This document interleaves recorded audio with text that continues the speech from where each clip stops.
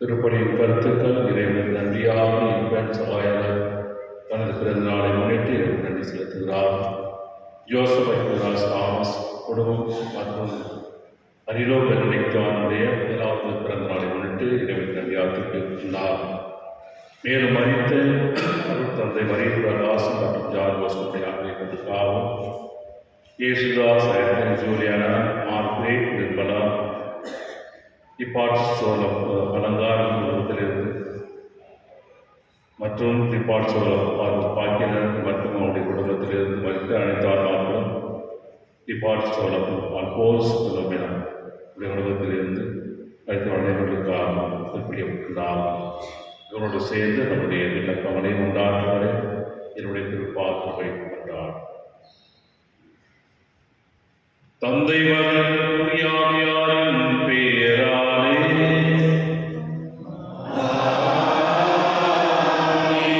ஆண்டவராகிய இயேசு கிறிஸ்துவின் அருளும் கடவுளின் அருளும் தூய ஆவியாரின் நட்புறவும் உங்கள் அனைவரோடும் இருப்பதாக.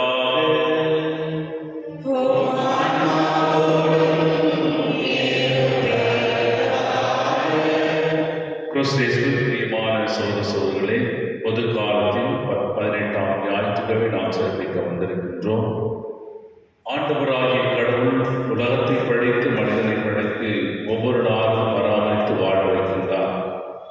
அவனுடைய தேவைகளை ஒவ்வொரு நாளும் பூர்த்தி செய்கின்றார். உண்ண உணவும், உடுக்க உடையும் மற்றும் இருக்க இடமும், குடிக்க தண்ணீரும் கொடுத்து ஒவ்வொரு நாளும் வளர்ப்பறிய அவனுடைய அன்பினால் அவனுக்கு செய்கின்ற நிறைவு செய்கின்ற பல்வேறு வரங்களை கொடுக்கின்றார். இந்த வரங்களை கொடுத்துக் கொண்டு மனிதனுடைய தன்மையில் தன்னை முழுவதுமாக இந்த திருப்பலி வழியாக உணவாக கொடுக்கின்ற பொழுது அந்த உணவில் அவரை பெற்றுக்கொள்கின்ற தகுதிகளாக இருக்கிறோமா என்பதுதான். இந்த உலகத்தில் உண்பதற்காக வாழ்கின்றோம், உண்பதற்காக தன்னுடைய உழைப்பை செலுத்துகின்றோம். ஆனால் ஆண்டவராக இயேசு கிறிஸ்து தன்னுடைய உடலையே தன் உணவாக தந்து அந்த நிலை வாழ்வுக்கு தகுதியுள்ளாக மாற்றியிருக்கிறார். எனவே அந்த நிலை வாழ்வில் நாம் நம்பிக்கையோடு இறைவன் இயேசு கொடுக்கின்ற உணவிலே பங்கு கொள்ளும் என்ற தன்மையிலே நாம் இருக்கின்றோமா, அல்லது அந்த உணவை பெறுவதற்கு தகுதி உள்ளவர்களாக மாறுகின்றோமா? இல்லை, என்னுடைய பாவ தொழில்களை உலகத்தில் இருக்கின்ற தேவைகளை நிறைவு செய்து ஆண்டவரை ஒதுக்கிவிட்டு அவர்கள் உணவை தகுதியற்றவர்களாக நாம் இருக்கின்ற பொழுதெல்லாம் நாம் நிராகரிக்கப்படவர்களாக மாறுவோம். எனவே தகுதியுள்ளவர்களாக ஆண்டவருடைய உடலையும் இரத்தத்தையும் நாம் உணவாக பெற்று இந்த நிலை வாழ்வுக்கு தகுந்தமாற நம்மை நாம் என்னுடைய பாவங்களை, குற்றங்களை ஏற்றுக்கொண்டு மனவருந்துவோம், மன்னிப்பு கேட்போம். எல்லாம் வல்ல இறைவனிடமும்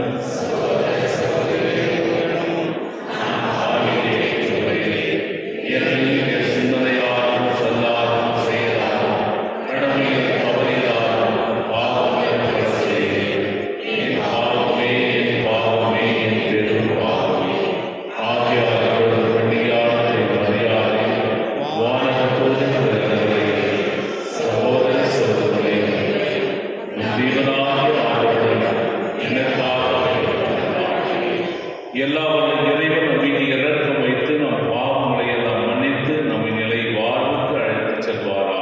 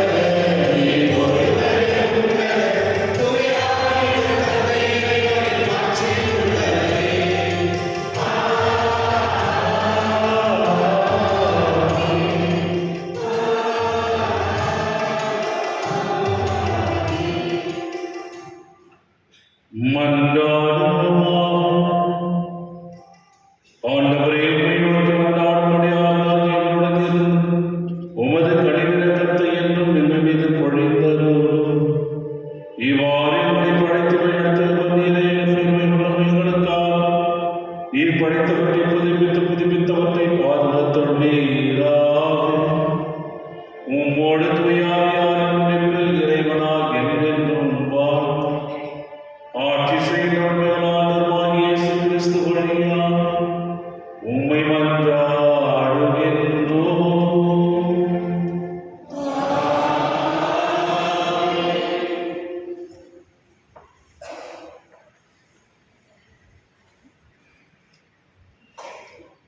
முதல் வாசகம். இறைவாக்கினர் எசாயாவிலிருந்து வாசகம்.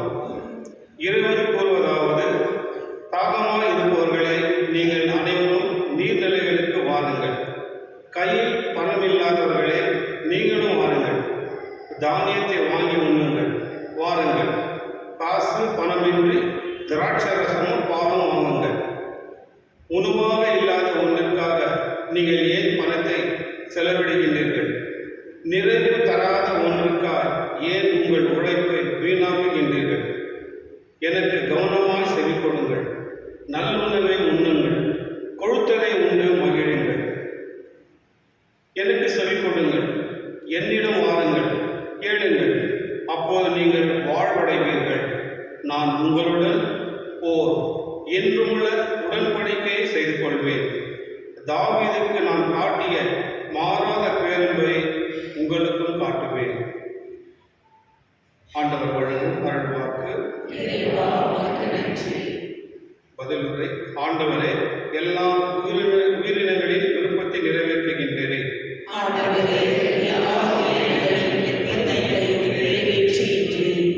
ஆண்டவர் இரக்கமும் கனிவும் உடையவர், எளிதில் சினம் கொள்ளாதவர், பேரன்பு கொண்டவர். ஆண்டவர் எல்லாருக்கும் நன்மை செய்பவர், தாம் உண்டாக்கிய அனைத்தின் மீதும் இரக்க காட்டுபவர்.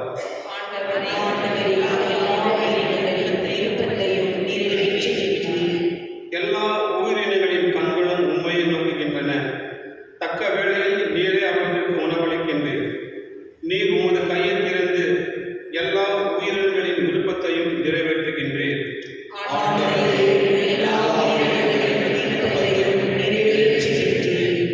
ஆண்டவர் தாம் செய்யும் அனைத்திலும் நீதியுடையவர்.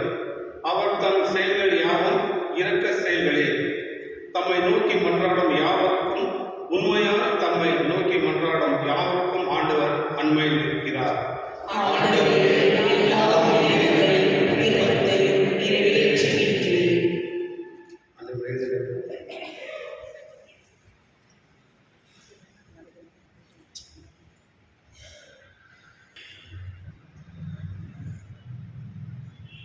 திருத்தூதர் பவுல் எரியமருக்கு எழுதிய திருமுகத்திலிருந்து வாசகம். சகோதர சகோதரிகளே, கிறிஸ்துவின் அன்பிலிருந்து நம்மை பிரிக்கக்கூடியது எது? வேதனையா, நெருக்கடியா, இன்னலா, பட்டினியா, ஆடையின்மையா, இரா, சாவா? எதுதான் நம்மை பிரிக்க முடியும்? ஆயினும் நம்மேல் அன்பு கூர்ந்தவரின் செயலால் மேற்கூறியவை அனைத்திலும் நாம் வெற்றி மேல் வெற்றி அடைகின்றோம். ஏனெனில் சாவோ, வாழ்வோ, வானத்தூதரை, ஆட்சியாளரோ, நிகழ்வனவோ, வருவனவோ, வலிமை மிக்கவையோ, உன்னதத்தில் உள்ளவையோ, ஆழத்தில் உள்ளவையோ, வேறெந்த படைப்பினால் ஆண்டவர் கிறிஸ்து இயேசுவின் வழியால் அருளப்பட்ட கடவுளின் அன்பிலிருந்து நம்மை பிரிக்க முடியாதது என்பது என் உறுதியான நம்பிக்கை. ஆண்டவர் வழங்கும் அருள்வாக்கு.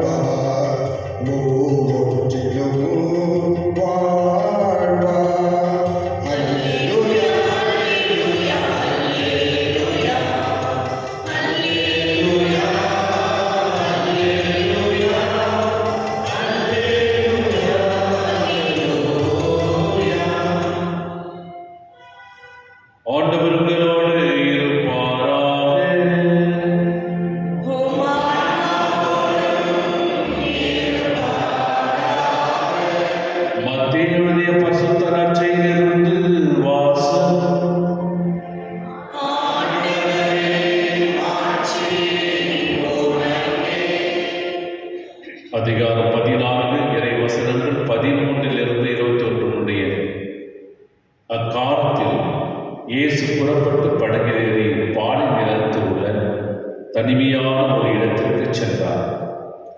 இதை கேள்விப்பட்ட திரளான மக்கள் ஊர்களிலிருந்து கால்நடையாக அவரை பின்தொடர்ந்தனர். இயேசு அங்கு சென்றபோது பெருந்திரளான மக்களைக் கண்டு அவர் மீது பரிவு கொண்டார். அவருடைய உடல் நலமற்றிருந்தோரை குணமாக்கினார். மாலையான போது சீடர் அவரிடம் வந்து, இவ்விடம் பாலை நிறமாயிற்றே, நேரம் நெருங்காகிவிட்டது, ஊர்களுக்கு சென்று தங்களுக்கு தேவையான உணவு வாங்கிக் கொள்ள மக்கள் கூட்டத்தை அனுப்பிவிடும் என்றனர். இயேசு அவர்களிடம், அவர்கள் செல்ல வேண்டியதில்லை, நீங்களே அவர்களுக்கு உணவு கொடுங்கள் என்றார். ஆனால் அவர்கள் அவரை பார்த்து, எங்களிடம் இங்கே 5 அப்பங்களும் 2 மீன்களும் தவிர வேறு எதுவும் இல்லை என்றார். அவர் அவற்றினிடம், இங்கே கொண்டு வாருங்கள் என்றார். மக்கள் புல்தரையில் அமருமாறு ஆணையிட்டார். அவர் அந்த 5 அப்பங்களையும் 2 மீன்களையும் எடுத்து வானத்தை அண்ணாந்து பார்த்து கடவுளை போற்றி அப்பங்களை பிட்டு சீடர்களிடம் கொடுத்தார். சீடர்களும் மக்களுக்கு கொடுத்தார்கள். அனைவரும் வயிறார உண்டனர்.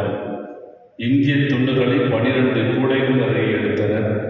பெண்களும் சிறு பிள்ளைகளும் நீங்களாக உணவு உண்ட ஆண்களின் தொகை ஏறத்தாழ 5000. இது கிறிஸ்து வழங்கும் வாழ்தல் நற்செய்தி.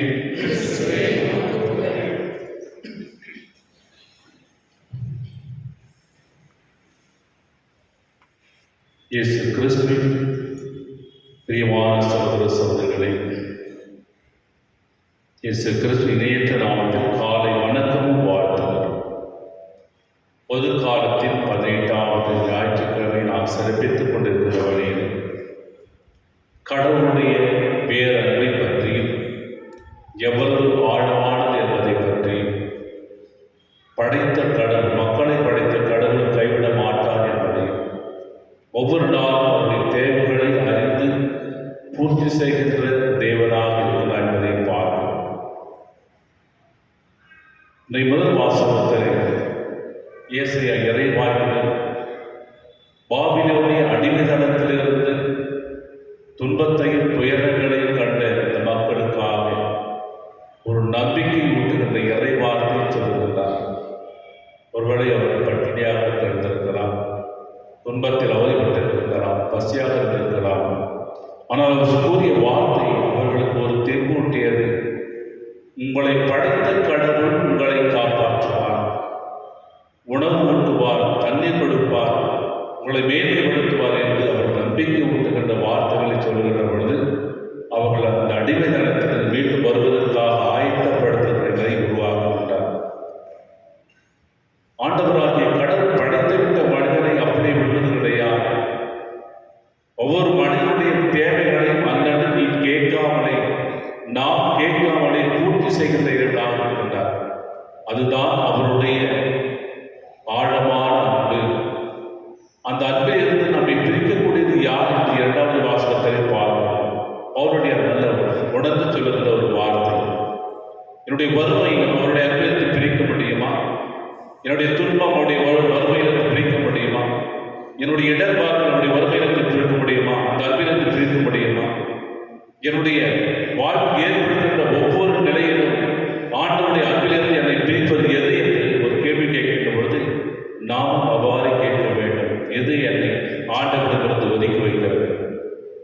இன்றைய காலகட்டத்திலே, நவீன காலகட்டத்திலே என்னுடைய மொபைலானது என்னுடைய ஆண்டவருக்கு ஒதுக்கி வைப்பது என்றால், அப்பொழுது ஆண்டவரிடமிருந்து நான் நம்பை எடுத்து கொண்டே போகிறேன். டிவி சீரியலும் சினிமாக்களும் என்னை ஆண்டவருடைய அன்பிலிருந்து பிரிக்கக்கூடியது என்றால், நான் அதை உலகத்தில் சார்ந்த வாழ்க்கை வாழ்ந்து கொண்டிருக்கின்றேன். மற்றும் பணத்திற்கும் செல்வத்திற்கும் சொத்துக்கும் ஆசைப்படுகிறேன் என்றால் கடவுளை முழுவதுமாக மனிதத்து வாழ்கிறேன் என்ற அர்த்தமாக மாறும். ஆனால் நம்மை படைத்த தேவன் இன்னும் அன்பு செய்து கொண்டவராக இருக்கின்றார். அதை தான் நான் மறந்து விடுவோம். ஏனென்றால் நம்முடைய வாழ்வு முழுவதுமே அன்றன்று உள்ள இன்பத்திலும் சிற்றன்பத்திலும் ஆழ்வாக மொழி கொண்டு போகின்ற பொழுது, நம்மை அர்ப்பணிக்கின்ற பொழுது, உலக வாய் கவர்ச்சிகளுக்கு அர்ப்பணிக்கின்ற பொழுதெல்லாம் ஆண்டவருடைய அன்பை, விலைமதிக்கப்படாத அன்பை நாம் இழந்து போகிறோம். நினைப்பது கூட கிடையாது.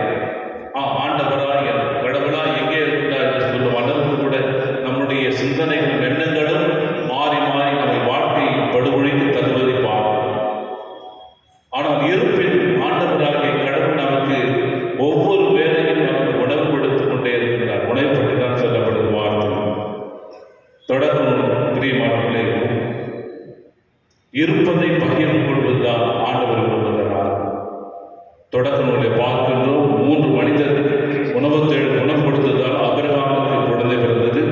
1 அரசராகும் 17:18 சாரி பார்த்து கைமன் எலியாவுக்கு உணவு கொடுத்தினால் அற்புதம் நடந்தது. மீண்டும் யோவான் 2ஆம் அதிகாரத்தில் திருமணம் வீட்டார் 6 கற்சாடிகள் நிறைய தண்ணீர் கொடுத்ததால் அந்த அற்புதம் நடந்தது. லூக்காஸ் நற்செய்தி 10:1 ஆண்டவரே, என் உணவுகளை பாதி உனக்கு கொடுக்கிறேன் என்று சத்தியை விட்டில்லை. அவன் தன்னை முழுவதுமாக கொடுக்கின்ற பொழுது அங்கே மீட்பு உண்டாகி. பிரியமானவர்களே, ஆண்டவர் கொடுத்ததை நான் பிறருக்கு கொடுக்க வேண்டும் என்பதுதான் வாசகம். அப்படி என்றால் பராமரிப்பை பார்க்கின்றோம், இரக்கத்தை பார்க்கின்றோம், அடுத்ததாக பகிர்வை பார்க்கின்றோம். இந்த 3 பண்புகளை பார்க்கிற வாசகம் முழுவதுமே இதுதான். ஆண்டவருடைய பராமரிப்பு அனைத்து மக்களும் வாழ வேண்டும், அன்பு செய்ய வேண்டும் தான் மனிதனை படைத்தார். ஆனால் மக்கள் மறந்துவிட்டு, கடவுளையும் மறந்துவிட்டு ஒதுங்கி வாழ்கிற நிலையிலே அவர் வருத்தப்பட்டுக் கொண்டே தான் இருக்கிறார். ஆனால் இருப்பினும் அவருடைய பராமரிப்பு குறைந்து போவது கிடையாது. ஏனென்றால் அவர் நம் மீது இறக்கம் கொள்கின்றார், பரிந்து கொள்கின்றார். இன்றைய முதல் வாசகத்தில் அவர் தனிமையான ஒரு இடத்திற்கு போவதற்கு முன்பாக நேற்று வாசம் சொல்லப்படுகிறது வார்த்தை. ஏனென்றால் திருவிழுக்கு யோவான் அவர் கொல்லப்பட்ட பிறகு சீடர்கள் சென்று ஆண்டவர் இயேசுவிடம் சொல்கிறார், அமைதியாக தனிமையில் போகிறார்கள். தனிமையில் சென்று இருக்கின்ற பொழுது திரளான மக்கள் அவரை அணுகி வருகிறார்கள். இதோ மெஸ்ஸியா, நான் கொண்டு வந்த மெஸ்ஸியா, இவர் நம்மை பாதுகாக்கின்றவர், அற்புதம் செய்யக்கூடியவர், குணமளிக்கக்கூடியவர், என் நோயை குணமளிக்கக்கூடிய தேவன் இருக்கின்றார் என்று அந்த நம்பிக்கையில திரளான மக்கள் வருகின்ற பொழுது அவர்களை ஏற்றுக்கொள்கின்றார், தன்னுடைய பணியை சேர்க்கின்றார். நலம் குன்றியவர்களை நலமாக்குகின்றதே, பசியால் வாடுபவர்களுக்கு உணவளிக்கின்றதே என சொல்கின்றார். மாலை ஆனது, மக்கள் கூட்டமாக பாடலில் அமர்ந்து கொண்டிருக்கின்றார்கள். ஆண்டவருடைய வார்த்தையை கேட்டவர்கள் தன்னுடைய ஆன்மாவுக்கு உணவை ஏற்றுக்கொண்டு வயிற்றுக்கும் உணவில்லாமல் இருக்கின்றதை ஆண்டவர் பரிவோடு பார்த்ததை பார்க்கும். சீடர்கள் பொறுப்பற்றவர்களாக மாறுகிறார். நான் எங்கே போவது? இவர்களை வீட்டுக்கு அனுப்பிவிடுங்கள், உங்களை வீட்டுக்கு அனுப்பிவிடுங்கள், ஏனென்றால் எங்களிடம் ஒன்றும் கிடையாது என்று. ஆனால் நீங்களே அவர்களுக்கு உணவு கொடுங்கள் என்ற அந்த வார்த்தையில் எத்தனை அர்த்தம் இருப்பார். அந்த அப்போ அவருடைய தன்னுடைய சீடர்களால் அவர்களுக்கு 5000 பேர் மக்களுக்கு உணவு கொடுக்க முடியும் என்ற நம்பிக்கை எதிர்பார்க்கின்ற ஆண்டவர். ஆனால் அவர்கள் பொறுப்பற்றவர்களாக எங்களால் முடியாது என்று கைவிட்டு விடுகிறார். ஆனால் கைவிட்டாலும் உன்னிடம் என்ன இருப்பதை என்னிடம் கொண்டு வாருங்கள், அதுதான் ஆண்டவர். நம்மிடம் இருப்பதை ஆண்டவரிடம் கொடுக்கின்ற பொழுது அதை படுகை பெருக்க செய்கிற தேவனாக. நம்மிடம் என்ன இருக்கின்றது? பணம் கேட்பதில்லை, சொத்துக்கள் மட்டும் கிடையாது. நம்மிடம் இருப்பதை ஆண்டவர் ஒப்புக் கொடுக்கும். ஆண்டவரே, என்னுடைய திறமையை நான் கொடுக்கின்றேன், என்னுடைய இரக்கத்தை கொடுக்கின்றேன், என்னுடைய அன்பை கொடுக்கின்றேன், அதை என்னை படுகை பெருகி செய்ய என்னுடைய வாழ்க்கையில நான் பிறருக்கு கொடுக்க வேண்டும் என்ற ஒரு ஆரம்பத்தில் நம்முடைய வாழ்க்கை அமைகின்ற பொழுது நமக்கு கொடுத்து கொண்டே இருப்பார். ஆனால் மனிதனுடைய ஆசைகள் எப்பொழுதுமே கொடுக்க கொடுக்க அவருக்கு ஆசை அதிகமாகி போய்கொண்டே நிறைவு பெறாத ஒரு ஆசை. மற்றவர்களுக்கு கொடுக்க மாட்டான், தான் மட்டும் பண்ண வேண்டும் என்ற ஆசை. அப்படி தான் மட்டும் உண்ண வேண்டும் என்ற அந்த ஆசையில் பார்க்கின்ற போதெல்லாம் மனிதனுடைய அந்த பற்றாக்குறை இருந்து கொண்டேதான். ஒரு பெரிய பணக்காரன் என்ன செய்கின்றான்? அவன் வாழ்வில் கஞ்சல், பிறருக்கு கொடுக்கவே மாட்டான், எல்லாவற்றையும் சேர்த்து வைத்தான். கையை கட்டி வாழை கட்டி எல்லாரும் சேர்த்து வைத்தான். ஒரு நாள் கொள்ளைக்காரன் வந்து என்ன செய்தார்? அவனுக்கு இருந்த சொத்தை கொள்ளையடித்து சென்றார். அவன் அழுது புலம்புகிறான். கையை கட்டி வாயை கட்டி சேர்த்து வைத்து என்னுடைய காலை கட்டி கையை கட்டி எடுத்துக்கொண்டு போய்விட்டார்கள் என்று அழுது புலம்புவதை பார்க்கும். யாரும் உதவாத பணம், யாரும் உதவாத சொத்து நான் அதிகமாக சேர்த்து கொண்டிருந்தால், வைத்துக் கொண்டிருந்தால், யாரும் உதவில்லை என்றால் அது நமக்கு வரவே வராது. பிரியமானவர்களே, ஆண்டவர் இயேசு ஆண்டவர் நமக்கு இடம் எதிர்பார்க்கிறார். நம்மிடம் இருப்பதை பிறருக்கு பகிர்ந்து கொடுக்க வேண்டும் என்று ஆசைப்படுகிறோம். அந்த பருவினை இறந்து கொண்டு ஆண்டவருடைய பராமரிப்பு உண்டு. எப்பொழுது நீ பகிர்ந்து கொடுக்கின்றாயோ நீ அன்பு செய்கிறாய் என்று அர்த்தம் உண்டு. எனவே நான் ஆண்டவரிடமிருந்து பெற்ற அன்பை நான் பிறருக்கு அன்பு காட்டுவேன் என்றால் என்னுடைய இரக்கமும் கருணையும் அவளுக்கு சேர வேண்டும், அவளை காட்ட வேண்டும். தான் மட்டும் வாழ்ந்து தான் மட்டும் உண்டு தான் மட்டும் அழிவது கிடையாது வாழ்வு, பிறரோடு பகிர்ந்து வாழ்வதுதான் இறைவன் அழைக்கின்றார். அதனால் கடவுளுடைய அன்பிலிருந்து இறைவனை பிரிக்க முடியும். எனவே என்னுடைய வாழ்வில் ஏற்படுகின்ற ஒவ்வொரு தேவை பூர்த்தி செய்யும் ஒவ்வொரு நிலையும் நான் பிறரோடு பகிர்ந்து கொள்கின்ற பொழுது மட்டுமே இறைவனுக்கு ஏற்படுவதாக மாறுகிறது. மூன்றாம் நற்செய்தி வாசகத்தில் ஆண்டவர் 5000 பேருக்கு தன்னுடைய உணவுகளை பகிர்ந்து கொடுப்பதை சொல்கின்ற பொழுது தன்னிடம் இருப்பதை கொண்டு வந்து ஆண்டவர் கொடுக்கிறார்கள். 5 அப்பங்களும் 2 மீன்களும் கொடுக்கிறார்கள். 5 அப்பங்களும் 2 மீன்களை கொடுக்கின்ற பொழுது அவர் என்ன செய்வது? என்னிடம் கொண்டு வாருங்கள்.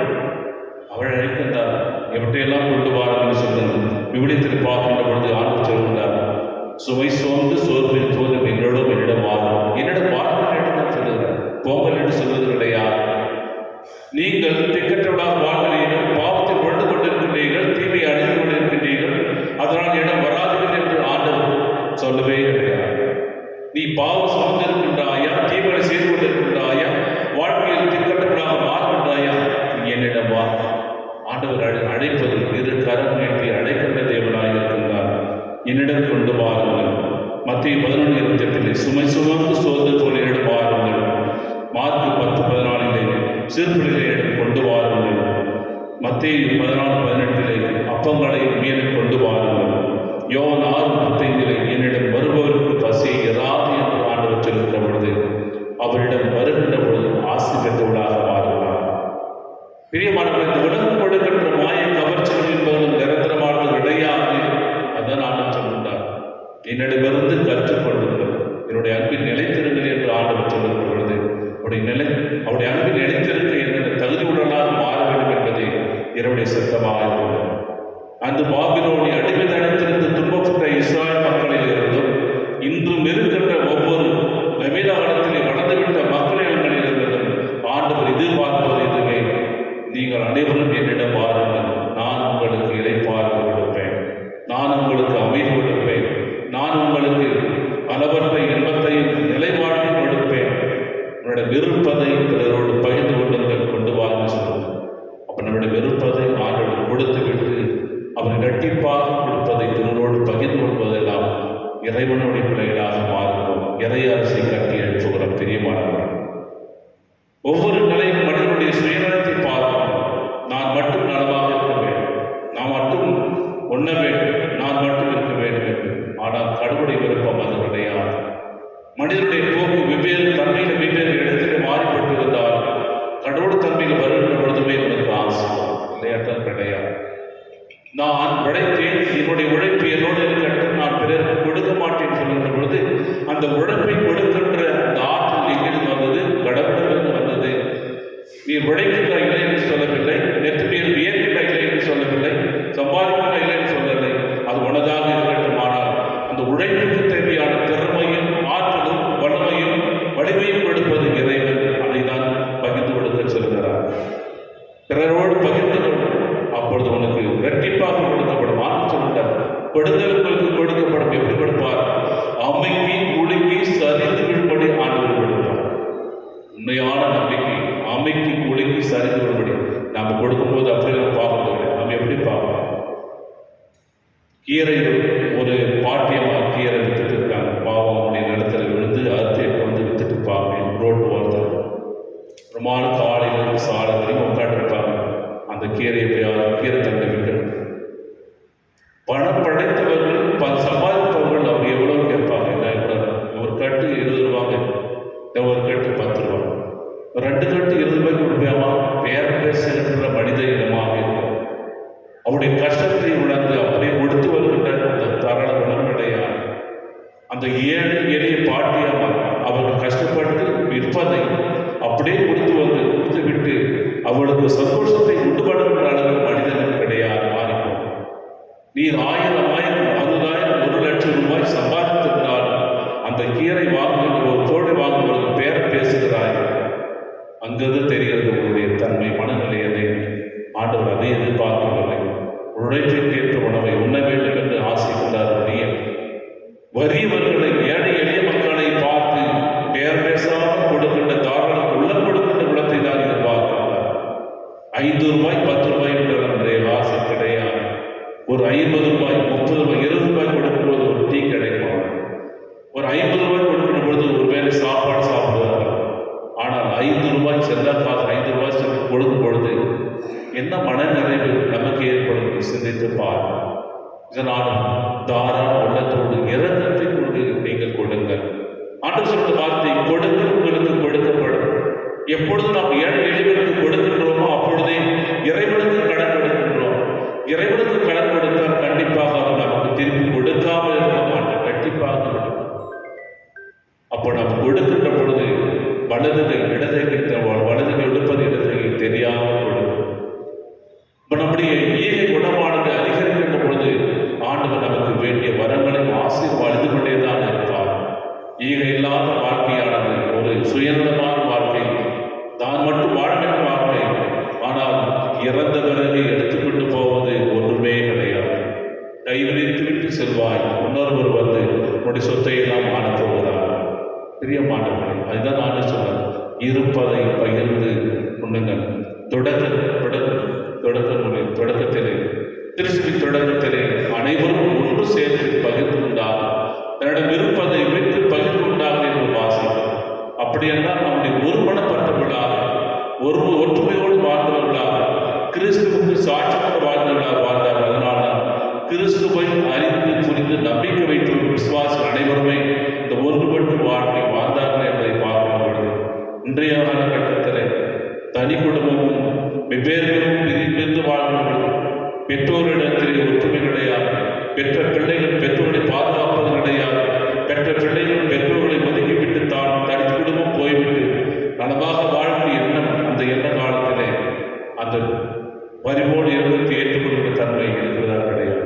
பிரியமானவர்களே, பொறுப்புள்ள ஒரு வாழ்க்கை, இறைவனுக்கேற்ற வாழ்க்கை என்று சொல்லும் பொழுது இறைவன் அருளை பெற்றவர் நாம் அனைவருமே. அந்த திறமையும் அறிவையும் ஆற்றலும் கொண்ட நாம் அனைவரும் அதே போல பிறருக்கு பகிர்ந்தளிக்கும் பொழுது மட்டுமே அந்த ரெட்டிப்பாக ஆசீர்வாதம். அந்த ஆசீர்வாதம் பேர் நாம் ஒன்றுபட்டு இறைவன் அந்த அழைப்புக்கேற்ப அந்த நிலை வாழ்வை தக்க வைத்துக் கொள்ள இறையரசை கட்டி எழுப்ப நாம் அனைவரும் ஒன்று சேர்ந்து நம்முடைய விருப்பதை பிறரோடு பகிர்ந்து கொண்டு ஏழை எளிய மக்கள் பசியை தூக்கி நிறைவடைய இறையோடு வேண்டும் என்று ஆடுவோம். ஆமென்.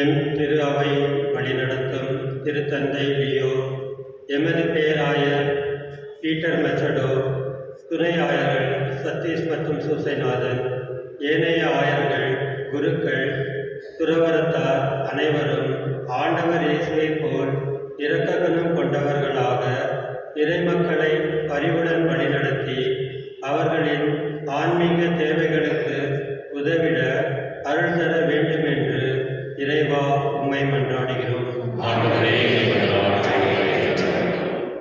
நாட்டு தலைவர்கள் உலகில் பசி, பட்டினி மற்றும் வறுமையால் வாடும் மக்களுக்கு தேவையான அடிப்படை வசதிகள் கிடைக்க வழிவகை செய்யவும், வளர்ந்த நாடுகள் வறுமையில் உள்ள நாடுகளுக்கு உதவிக்கரம் நீட்டவும் நல்மனம் பெற வேண்டும் என்று இறைவா உம்மை மன்றாடுகிறோம்.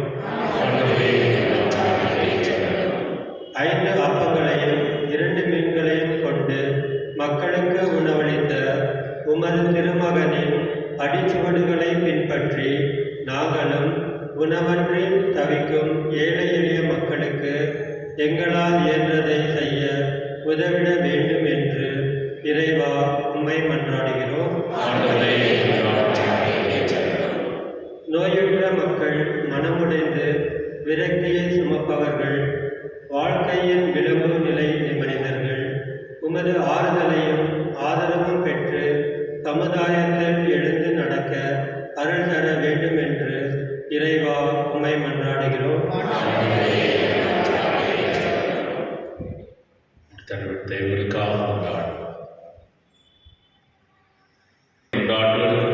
செவிசாய்த்தோடும் எங்கள் ஆண்டவராகிய இயேசு கிறிஸ்து வழியாய் கொண்டாடுகின்றோம்.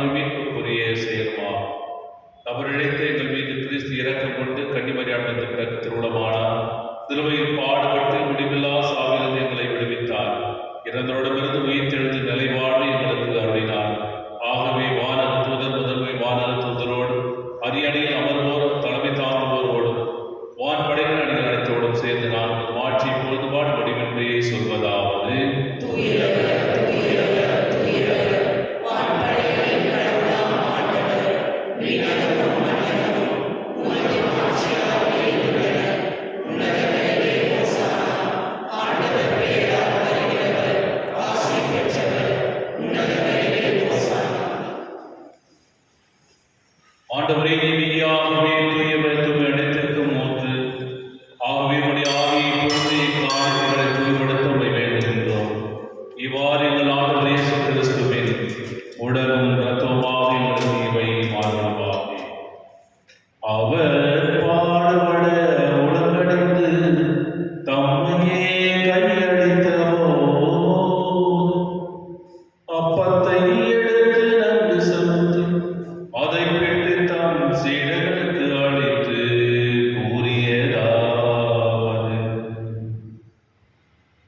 அனைவரும் இதிலிருந்து பெற்று உண்ணுங்கள், ஏனெனில் இது உங்களுக்காக கையளிக்கப்படும் என் சரீரம்.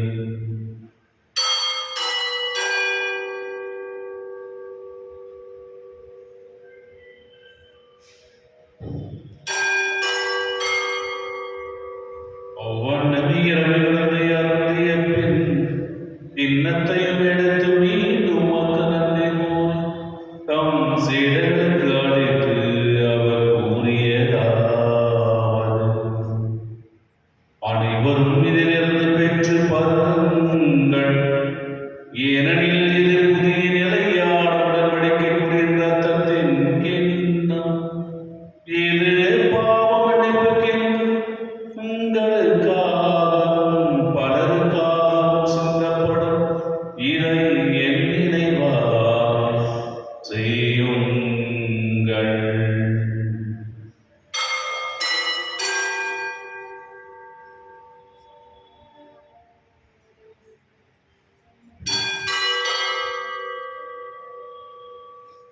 நம்பிக்கையின் மறைபொருள்.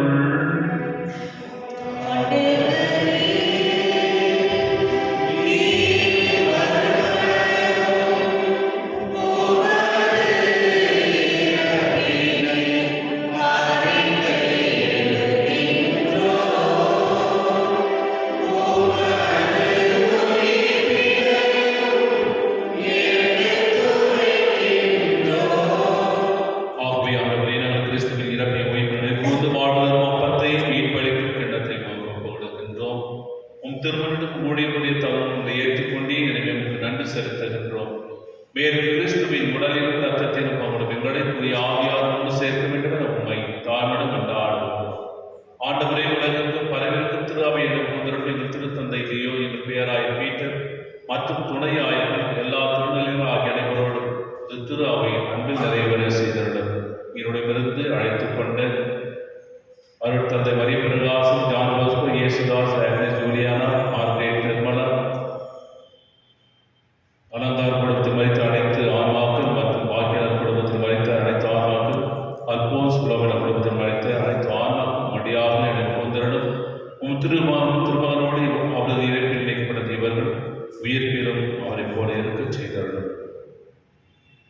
மேல் உயிர்த்தின் எதிர்வாக்குடன் கோயில் கொண்டு எங்கள் சகோதர சகோதரிகளை இருந்தார் அனைவரையும் இரக்கத்தோடு நினைவு கொண்டு திருமுக ஒளி நோக்கி ஏற்றருடன் எங்கள் அனைவர் மீதும் இரக்கமாயும் கடவுளின் கன்னித்தாயும் அந்த மரியா அந்த கணவரான அந்த யோசேப்பு இந்த திருத்தூதர்கள் இவ்வுலகில் உமக்கு ஒருவராகிய பிரதர் அனைவருடன் நம் நிலைவாழ்வு பாவம் தகுதி பெற்று திருமகன் இயேசு கிறிஸ்து வழியாக உம்மை போன்றேற்று மறுமணம் வந்தாலும்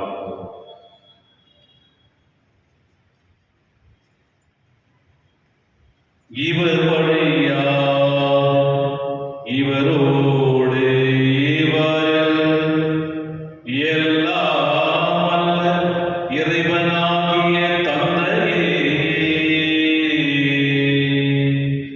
தூய ஆவியாரின் ஒன்றிப்பில் எல்லா புகழும் ஆட்சியும் என்றென்றும் உமக்கு உரியதே.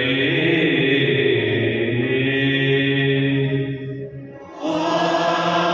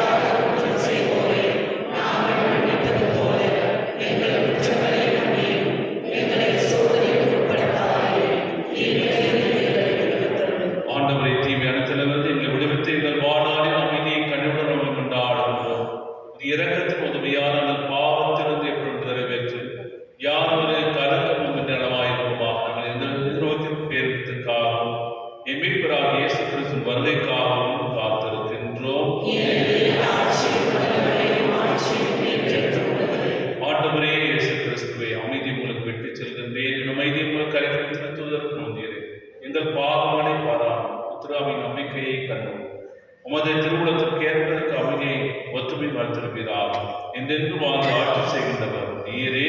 அவருடைய அமைதி பலரோடும் இருப்பதாக. ஒருவர் ஒருவர் இறைவன் தரும் அமைதியை பகிர்ந்து கொள்வோம். உலகில் பாவம் போக்கும் இறைவனின் சுவடியே, என் மேல் இரக்கமாயிரும். உலகில் பாவம் போக்கும் இறைவனின் சுவடியே, என் மேல் இரக்கமாயிரும். உலகில் பாவம் போக்கும் இறைவனின் சுவடியே, எமக்கு அருள். இதோ இறைவனின் செல்வரே, இந்த உலகில் பாவங்களை போக்குகின்றவர், தம்மின் விருந்துக்கு அழைக்க பெற்றோர் பேறு பெற்றோர்.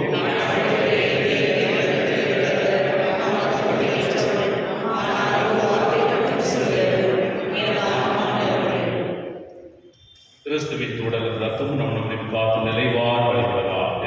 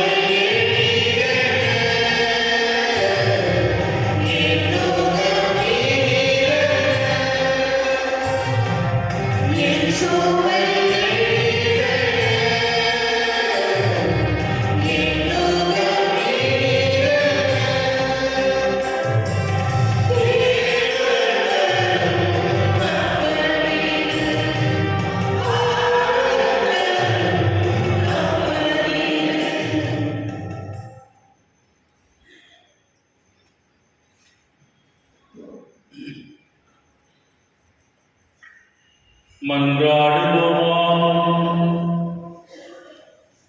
ஆண்டவரே, எங்களுடைய ஆராதனைக்கு பெற்று நான் உமது முடிவில்லா உதவியை உடனிருப்பை பெற்றுக்கொள்ள செய்தருளும்.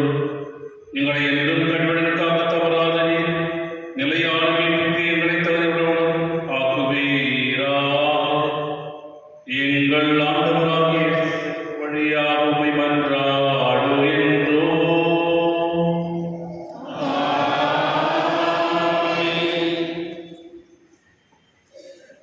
Good morning. எல்லாரும் சாப்பிட்டீங்களா? காலையில் சாப்பிட்டு யாருன்னா சாப்பிட்டீங்களா? கரெக்ட் வாங்க. இங்கே யாரும் சாப்பிட்டீங்க? அப்பா சாப்பிட்டா ஒரே ஒருத்தர் தான் சாப்பிட்டீங்க. ஓகே, 3 பேர் தான் சாப்பிட்டீங்க. என்ன சாப்பிட்டீங்க? அப்பா சாப்பிட்டேன் அப்போ இப்போதான் அவங்க அழகாக பாட்டு பண்ணாங்க. என்ன பாட்டு பண்ணீங்க இப்போ? அப்பா மீது அப்பா. நிறைய பேர் வந்து சாப்பாடு என்னன்னா தட்டில் போட்டு சாப்பிட்றாங்க. அந்த சாப்பாடு தான் வச்சுட்டாங்க. இந்த திருவள்ளி பாருங்களே, அது கூட உணவு தான்.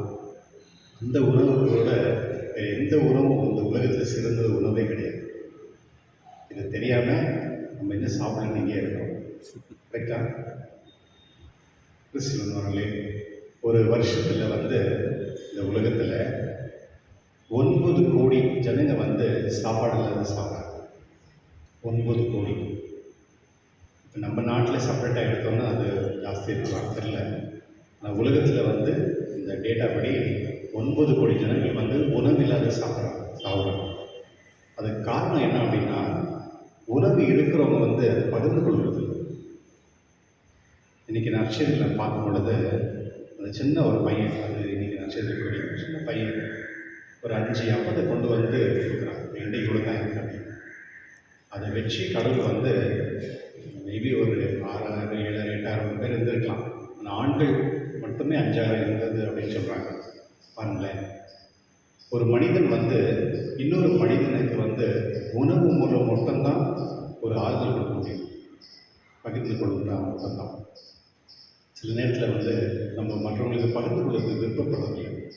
ஆனால் ஒரு விஷயம் என்ன அப்படின்னா, கத்தோலிக்க திருச்சபையில் இருக்கவங்க மட்டும்தான் உலகத்திலேயே சிறந்த ஒரு என்ன சொல்கிறது தான தர்மம் பண்ணக்கூடிய மக்களாக இருக்கிறாங்க. அது ஒரு பெரிய ஆசீர்வாதம்.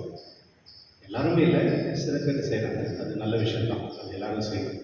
அதனால் உங்களுக்கு வாய்ப்பு கிடைச்சுன்னா மற்றவங்கள்கிட்ட உங்களுக்கு கொடுத்துருக்க அந்த உணவை வந்து பகிர்ந்து கொள்வதற்கு முயற்சி பண்ணுங்கள். அதோடு சிறந்தது எதுவுமே கிடையாது. அதனால் இந்த நாள் விசேஷமாக கடவுளுக்கு நம்ம நன்றி சொல்லுவோம். கடவுள் வந்து உண்மையான உணவு நம்ம கொடுத்துருக்காங்க. அந்த உணவே நமக்கு போதும். உடலை நடத்தி கொண்டு போகிறதுக்கு நம்மளுக்கு வேறு டே டு டே ஃபுட் நம்மளுக்கு தேவைப்படுது. சில பேர் வந்து சாப்பாட்டிலே இருப்பாங்க. இந்த சாப்பாடுனா அந்த சாப்பாடு அப்படின்னு. சில பேர் வந்து சாப்பாட்டுக்காக தான் நம்ம உயிரோடு இருக்கிறோம் அப்படின்னு கூட நினச்சிட்டு இருக்காங்க. அதனால் வந்து கடவுள் கொடுத்த உணவுக்கு நம்ம நன்றி செலுத்தி அந்த உணவு பெற்றுக்கொள்ளும் பொழுது தகுதியான முறையில் நம்ம பெற்றுக்கொள்ளணும். இன்னொன்று வந்து உங்களுக்கு கொடுத்துருக்க சாப்பாடு வேஸ்ட் பண்ணணும். சும்மா அங்கே போயிட்டு நிறைய சாப்பாடு சமையல் செஞ்சுட்டு வேஸ்ட் பண்ணுறவங்க இருக்காங்க. அது பசங்களுக்கு சொல்லிக் கொடுங்க. இன்றைக்கி சாதாரண காலத்தில் 18ஆம் ஞாயிறு சிறு பிள்ளைகளுக்கு ஞாபகம் இருக்கும். மற்றும் என்னுடைய யூத்துங்களுக்கு வந்து சாயங்காலம் 4 மணிலேருந்து 5 மணி வரையும் இந்த ஃபேக் ஃபார்மேஷன் இருக்கும். விசேஷமாக குருக்களுக்காக வேண்டிக் கொள்ளும்படி கேட்டுக்கொள்கின்றேன். உங்களுக்கு யாரெல்லாம் வந்து ஞானஸ்தானம், ஹோலி கம்யூனியன், கான்ஃபர்மேஷன், மேரேஜ் கொடுத்தாங்களே அவங்களெல்லாம் நினச்சிக்கோங்க. ஓகே, ஏன்னா இந்த வியானி சண்டே அப்படின்னு சொல்லுவாங்க. அது குருக்களுக்காக நாள். குருக்களுக்கு நீங்கள் எவ்வளோ ஜெபிக்கிறீங்களோ அது வந்து உங்களுக்கு ஆசீர்வாதமாக மாறும். நீங்கள் எவ்வளோ வந்து பிரச்சனை பண்ணுறீங்களோ அது உங்களுக்கு ஆசீர்வாதமாக தான் இருக்கும். அது ஒன்றும் பண்ண முடியாது. ஓகே, அடுத்த ஞாயிற்றுக்கிழமை வந்து ப்ரிசன் மினிஸ்ட்ரி, அதாவது இந்த ஜெயிலில் இருக்கவங்களுக்காக இந்த ஒரு சண்டேன்னு சொல்லுவாங்க. நம்ம இந்தியாவில் முழுவதுமையாக எங்கெல்லாம் வந்து திருச்சபை இருக்கோ அதை வந்து செகண்ட் கலெக்ஷன் பண்ணுவாங்க. காணிக்கை ஆகிட்டு செகண்ட் கம்யூனியன் ஆகிட்டு அது வந்து ப்ரிசன் மினிஸ்ட்ரி, இந்த ஜெயிலில் இருக்கிற பசங்களுக்கு இருக்காங்களே அப்பா அம்மா, அவங்களுடைய பிள்ளைகளுக்காக இந்த படம் உதவி பண்ணுவாங்க.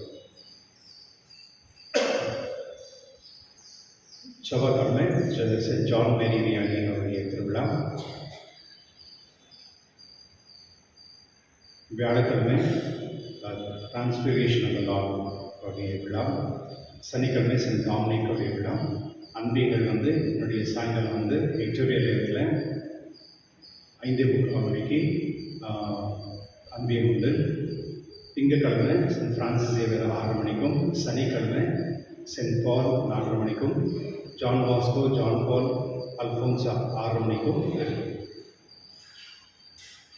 9 மணி திருவள்ளியான பிறகு 10 மணிக்கு parish council committee, finance committee மற்றும் ஜோனல் லீடர்ஸுடைய மீட்டிங் இருக்கும்.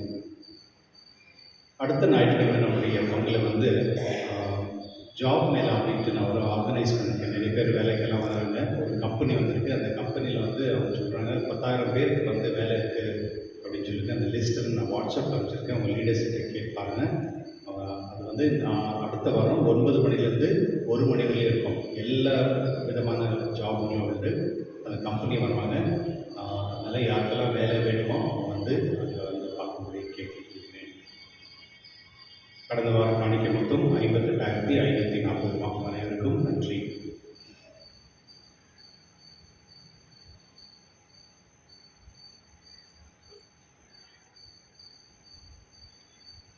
எழுந்திருப்போம். ஆண்டவர் உங்களோடு